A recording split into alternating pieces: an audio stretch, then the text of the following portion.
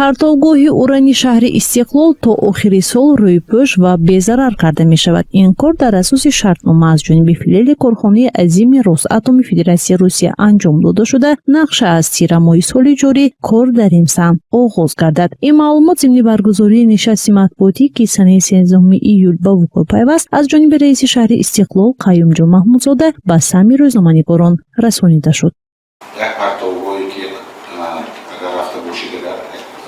Зард аст. Ҳамин партовгоҳ ба 100% партовгоҳ рекультивация нашудагӣ ҳозир ба мо маълум шуд ки аз тарафи як филиали Росатоми Федератсияи Россия тендерро вай ғолиб баромада рӯзҳои наздик бояд оғоз намуда нишонда кунад. Ба маълумоти пешакӣ мо маълум буд ки аз моҳи май оғоз гашт карданашон дар кор буд. Дар гуфту шуниди пешакӣ маълум гардид ки баъзе ҳуҷҷатҳо норасоӣ буда дар лоиҳа. Ин корҳо ба тира моҳ гузошта шуд. Рӯзҳои наздик аз тарафи ин корхона дидан мекунанд. Бори дорам ки ин партовгоҳҳо ҳамаш безарар гардонида мешавад. Дар оянда ягон зарар ба аҳолӣ нарасонаш дар кор. Зарараш ҳаст, нест гуфта намешавад. Дар айни ҳол зарар дорад, локин дар гиду атрофи вай, наздикиҳои вай аҳолинишинро ҳамаша уровардагӣ аз партовгоҳ чандин километри вуҷуд дорад, табишави кӯна.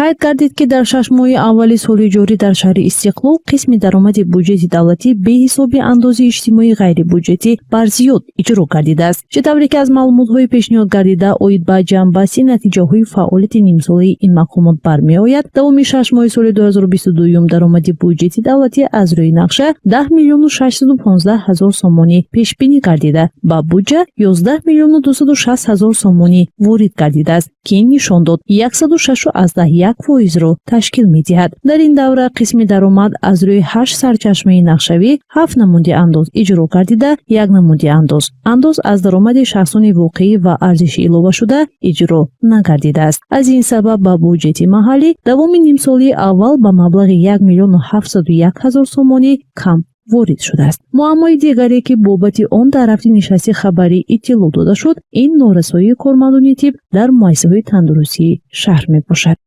از رسمی 32 نفر طبیبان تنقیح میکنیم که زیاده از 12 نفرشون طبیبان اولیوی در اون شد 12 نفر طبیب اولیوی و دیگر متخصصان ساحه محدود. از اون جمله 4 نفر تراپیستان که در شعبه قبول و یاری تجربه کار میکنن و اینچنین نرپاتولوگ، روششناس، نارکولوگ، رنتگنولوگ نمیرسن. این مسئله کاربری شده است. این زمان کارهای تعمیری بومیم маъмурияти беморхона ба анҷом расида, ба назар гирифта шудааст ки дар давоми ҳамин моҳ таъмири куллии боми шӯъбаи кӯдакона аз таъмир бароварда шавад. ҳарчанде ки бо об таъмир карда шудааст, ҳамаи шӯъбаҳои беморхона, муассисаҳои соҳаи тандурустӣ дар солҳои 38-40 аз қарни гузашта сохта шудаанд. трубаҳош ҳамун шабакаҳош аз кор баромадаанд ва айни замон корбарӣ бо ташкилоти ҷаҳонӣ юнисеф рафта шудааст. тибқи маълумоте ки ҳозир дар даст дорам, ҳафтаи гузашта дар мушовираи вазори тандурустӣ будам, тасдиқ шудааст бюҷет барои соли 2023 оғози корҳои таъмирӣ аз моҳи феврали соли 2023. иттилоъ дода шуд ки дар давраи ҳисоботии 6 моҳа дар шаҳр 22 адад маърака, аз ҷумла 18 адад тӯи домудиву арӯсӣ, 2 адад маъракаи чил, 1 маросими сол ва 1 адад маъракаи тӯи хайривии хатназур бе забҳи чорвои калону хурд гузаронида шуда, дар умум 90 ҳазор сомонӣ маблағ сарфа шудааст. хотир расон мекунем ки шаҳри Истиқлол минтақаи ҷойгиршавии уран, тилло, нуқра ва дигар камданиҳои фоиданок буда, коркарди ин намуд маҳсулотҳо то нимаи аввали солҳои 90 амалӣ карда мешуд. ҳоло бошад баъди пошхӯрии давлати абарқудрати Иттиҳоди Шӯравӣ, роҳбарияти давлату ҳукумат нақша доранд Истиқлол ё худ шаҳри Табашарро ба як гӯшаи сайёҳии диёр табдил диҳанд. гузориши Фарзона Ҳодибоева, Валиҷон Дӯстматов, Азия.